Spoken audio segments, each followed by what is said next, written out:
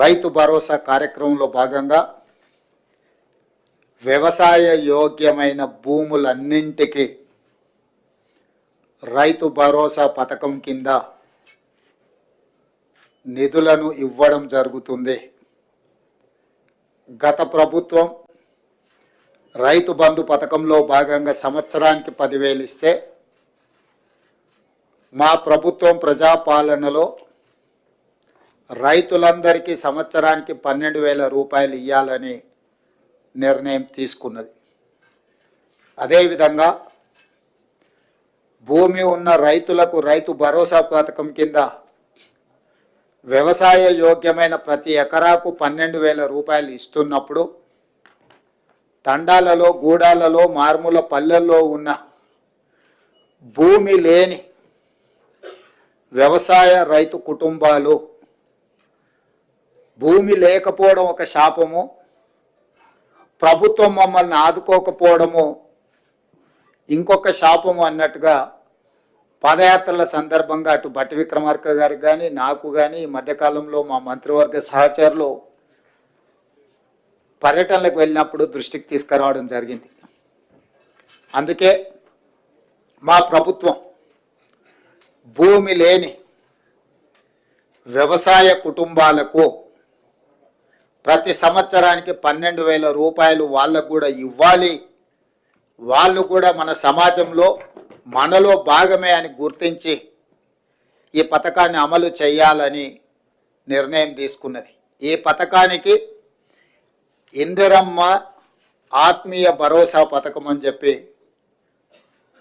నామకరణం చేయడం జరిగింది. ఈరోజు భూమి ఉన్న వ్యవసాయ యోగ్యమైన భూములకు రైతులకు ఎకరాకు 12,000 ఇవ్వడమే కాకుండా భూమి లేని వ్యవసాయ కుటుంబాలకు సంవత్సరానికి 12,000 రూపాయలు ఇందిరమ్మ ఆత్మీయ భరోసా పథకం కింద ఇవ్వాలని నిర్ణయం చేయడం జరిగింది. ఇదే కాకుండా చాలా సంవత్సరాల నుంచి రేషన్ కార్డుల సమస్య పేదవాళ్ళను పట్టి పీడిస్తుంది. అందుకే రేషన్ కార్డు లేని అందరికీ నూతన రేషన్ కార్డులు ఇవ్వాలని కూడా ఈ మంత్రివర్గ సమావేశంలో నిర్ణయం తీసుకోవడం జరిగింది. కాబట్టి ఈ అన్ని పథకాలు జనవరి 26, 2025 నుండి ప్రారంభం కాబోతున్నాయి.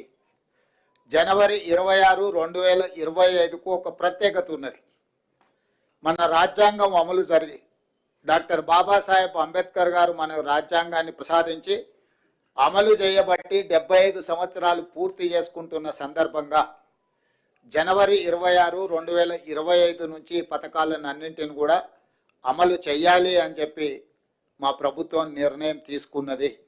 అదేవిధంగా వ్యవసాయ యోగ్యం కాని భూములు అంటే రాళ్ళు, రప్పలు, గుట్టలు, రోడ్లలో పోయిన వాటికి లేదా మైనింగ్ చేస్తున్న భూములకు లేదా నాలా కన్వర్షన్, రియల్ ఎస్టేట్ వెంచర్లు, పరిశ్రమలకు తీసుకున్న భూములు, అదేవిధంగా రైతుల నుంచి ప్రభుత్వం సేకరించిన భూములకు రైతు భరోసా వర్తింపజేయము.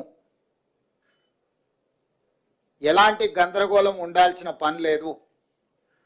రాళ్ళు, రప్పలు, గుట్టలు, రోడ్లకు, అదేవిధంగా పరిశ్రమలకు లేదా రియల్ ఎస్టేట్ వెంచర్లుగా మారిన భూములకు రైతు భరోసా ఇవ్వబడదు.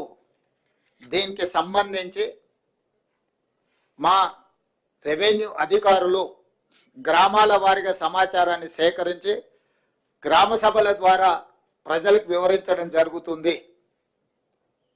కాబట్టి ఈరోజు ఎవరైనా పరిశ్రమలుగా మారిన భూములు కానీ, రియల్ ఎస్టేట్ వెంచర్లు జరిగిన భూములు కానీ, ప్రభుత్వం సేకరించిన భూములు, ఆల్రెడీ ప్రజల నుంచి ప్రభుత్వం సేకరించిన భూములు ఉన్నాయి. కానీ రెవెన్యూ రికార్డులలో, ధరణిలలో లోపాల వల్ల కొంతమందికి ఆ రకంగా కూడా రైతు భరోసా పథకము గతంలో నిధులు చేరినాయి. కాబట్టి దయచేసి మీరే స్వచ్ఛందంగా ముందుకొచ్చి ప్రభుత్వానికి ఆ వివరాలు అందించడం ద్వారా ప్రభుత్వానికి సహకరించాల్సిందిగా వాళ్ళందరికీ మేము విజ్ఞప్తి చేస్తున్నాం.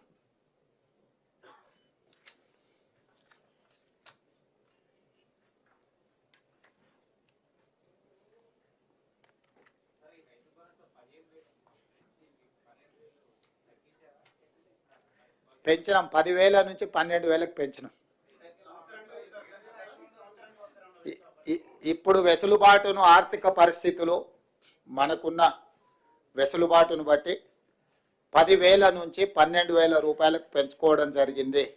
అదేవిధంగా భూమి లేని వ్యవసాయ కుటుంబాలకు కూడా 12,000 రూపాయలు ఇవ్వాలని నిర్ణయించుకోవడం జరిగింది.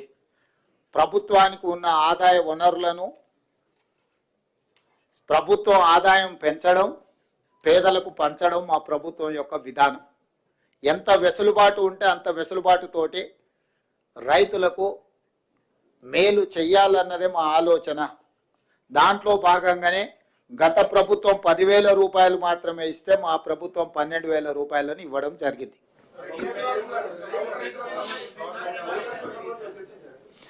ఆ విషయాల మీద గతంలో చాలా చర్చలు జరిగినాయి. ఇప్పుడు ఎందుకు అని అంటే జనవరి 26 నుంచి అమలు చేయాలి కాబట్టి ఇప్పుడు ఉన్న సమాచారం మేరకు, అధికారుల దగ్గర, ప్రభుత్వం దగ్గర ఉన్న సమాచారం మేరకు రైతు భరోసా పథకము, రైతు ఇందిరమ్మ ఆత్మీయ భరోసా పథకాన్ని అమలు చేయాలని ఈ మంత్రివర్గం నిర్ణయం తీసుకున్నది.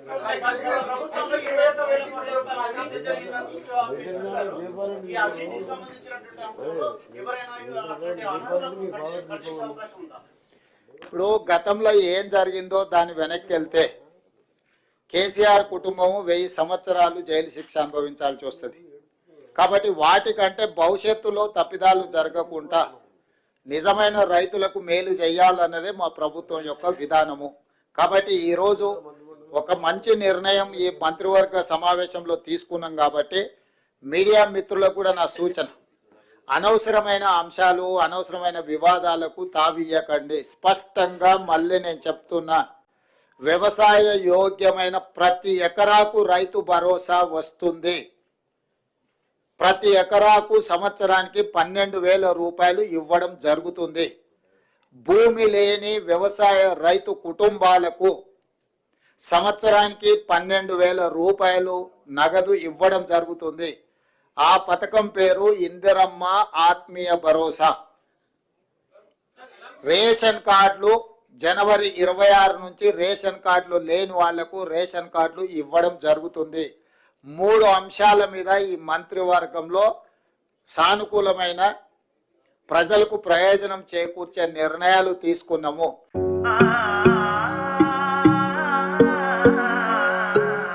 మనసైన మేని ఛాయా బంగారమే,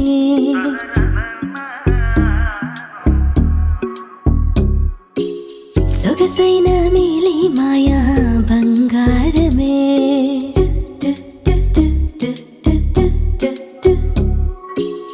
అనుబంధాల హారం బంగారమే, అనురాగాల తీరం బంగారమే, నవ్యమైన నాణ్యమైన స్వచ్ఛమైన మానేపల్లి బంగారమే.